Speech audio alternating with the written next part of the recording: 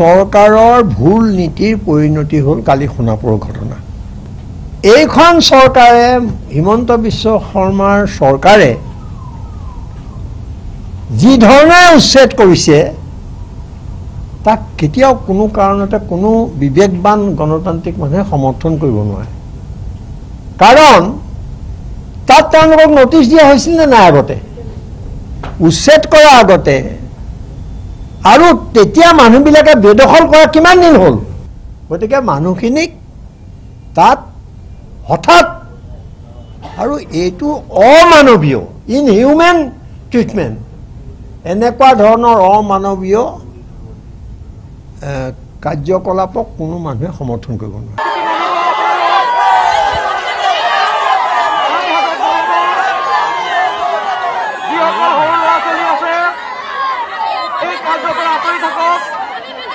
যোৱা ছেপ্টেম্বৰ মাহৰ 9 তাৰিখে 5 দিনীয়াকৈ সোণাপুৰ ৰাজচক্ৰৰ কচুতলিত বিভিন্ন ব্যক্তিক সন্দেহযুক্ত নাগৰিক বুলি উচ্ছেদ কৰা হ'ল।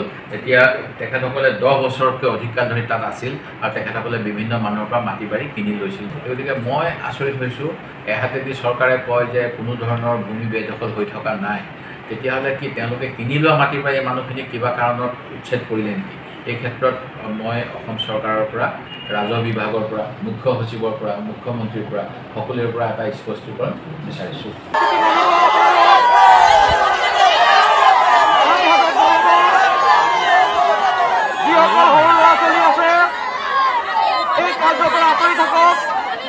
এই কাণ্ডক আমি গৰিহণা দিছোঁ, তীব্ৰ ভাষাৰে নিন্দা কৰিছোঁ।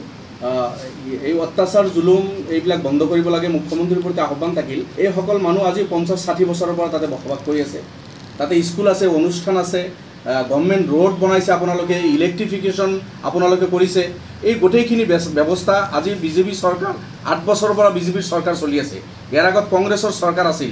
যদি মানুহখিনি ইয়াতে অবৈধভাৱে বহিছে, আপোনালোকে ৰাস্তা কিয় বনাই দিছে? এই মানুহখিনিক ইলেক্ট্ৰিফিকেশ্যন কিয় দিছিলে? এই মানুহখিনিক আপোনালোকে তাতে বিদ্যালয় কিয় আপোনালোকে পাতিছিল?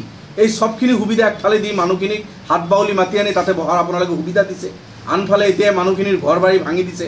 যদি চৰকাৰী ভূমিত এই মানুহসকল আছে, তেতিয়াহ'লে আপোনালোকে এই মানুহখিনিৰ বিকল্প ব্যৱস্থা কৰি তাৰপিছত জাগাখিনি আপোনালোকে ল'ব পাৰিলেহেঁতেন। এই নকৰি অমানৱীয়ভাৱে উচ্ছেদ কোনোপধ্যেই গ্ৰহণযোগ্য নহয়। অতি সোনকালে এই চব কাণ্ড বন্ধ হ'ব লাগে আৰু ইনকুৱাৰী হ'ব লাগে হাই লেভেলত।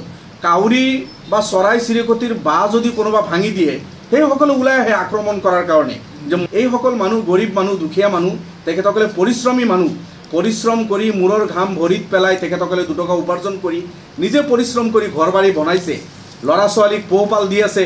আপোনালোকে ৰাতাৰাতিৰ ভিতৰত গৈ সেইসকলৰ ঘৰ বাৰী ভাঙি দিব। গতিকে চৰাই চিৰিকটি জীৱ জন্তুৱে যদি তেখেতসকলৰ ঘৰ ভাঙি দিয়া হয়, আক্ৰমণ কৰিবলৈ আহে, আৰু এইসকলতো মানুহ, গতিকে তেখেতসকলে হিতাহিত জ্ঞান শূন্য হোৱাটো স্বাভাৱিক কথা।